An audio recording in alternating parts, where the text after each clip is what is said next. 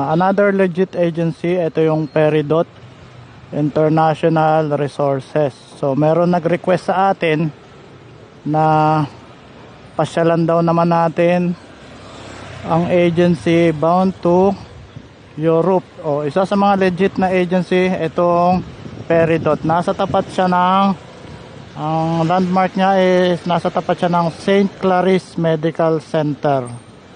So nandito pa rin tayo sa address ng, so marami nagtatanong ano daw address, no?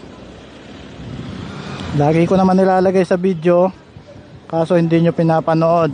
So eto, nakalagay dito sa address niya, Unit A 1845 Dian Street, Makati City, Metro Manila. So nandito pa rin tayo sa Makati. Mangyari lamang parang sarado na mga par, no? Kasi nga medyo hapon na tayo nakarating dito